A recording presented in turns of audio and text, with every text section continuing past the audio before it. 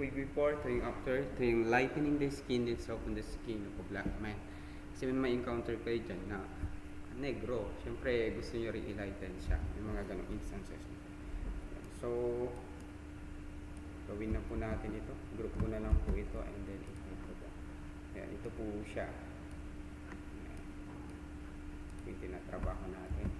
Ayan. So, make sure na may copy tayo. No? Dito po ako nagtatrabaho ngayon.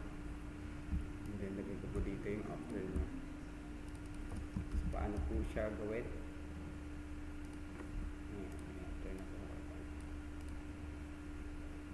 Ayan. So, first thing na pwede natin gawin po sa kanya ay syempre, gagawa ulit tayo ng selection. Ayan. Selection ulit yung gagamitin ko. Ayan. Mabilisan. Ayan. Yung mga gusto kong eliminate ay syempre gagamit ako ng pwede rin specific selection, pwede rin po itong freestyle na lang, lasso tool. So by this time, gagamitin ko is subtract. So may selection na ako, gagamitin ko dito yung pangatlong bahagi po ng selection, which is subtract. So, kasi susubtract ko to kasi hindi po siya freestyle ko pong gagawin. Hindi po kasama. Unti-unti ko na lang kasi mouse po yung ginagamit. Hindi natin siya isasama sa freestyle natin. Yan. Pag may pen tab na to guys, madali na lang po siya mag-select.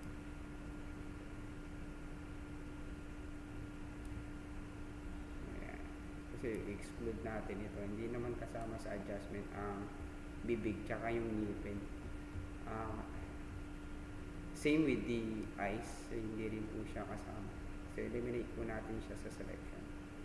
Like example, sobra po yung selection nyo. So paano mo siya uli i-select? So dito, kanina ay subtract. Pwede naman tayong gumamit pa yung pangalawang bahagi naman ng pwede tayong mag-add selection.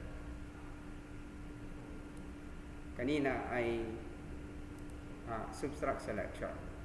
Then pwede tayong mag-add. So pwede natin gamitin po ito during our editing. Subtract.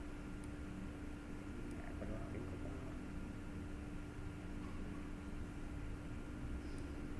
Ayan.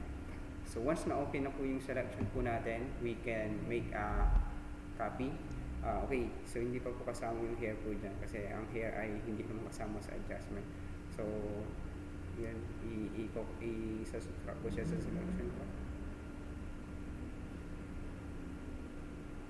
Yan. Ayan. So once na meron ka ng specific selection ng item natin, pwede na po tayong mag-Ctrl J. Next, makuha na po natin yung bahagi po ng face na to. I-visible ko lang. Ito na po yung selection po natin. Right? Kita nyo po.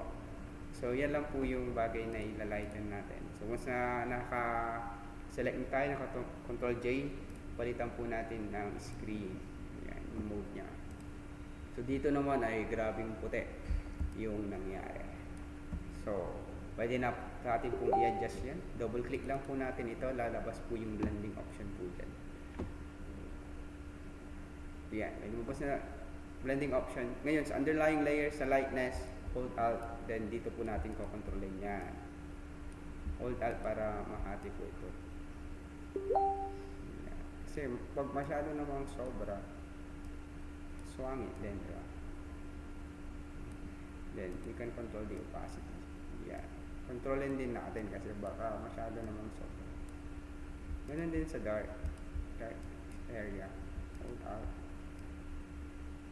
Kontrol din natin. Diba? Na-discuss ko na po ito. Paano po yung transition po ng adjustment po natin. So, dito ay usi din. Kasi nga, ang tawag dito, masyadong sharp. So, dito maglalagay tayo ng mask. Make a selection, hold control. And then, mask. Doon sa mask natin, doon tayo magdadagdag ng feather. You know, para yung adjustment natin ay maganda. So you can also use manual brush. So conceal. So kailangan mababa lang po yung opacity natin.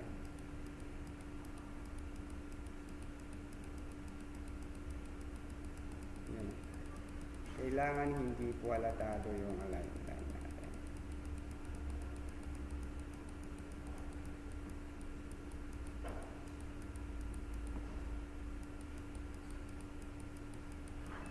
lang. So, parang hindi siya masyadong sharp. Ayan.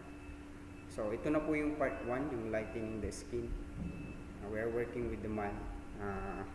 Kailangan natin i-lighten yung skin, the same thing, soften skin. So, okay. So, mahaba na po yung oras niya. So, kakat ko na lang muna, part 1.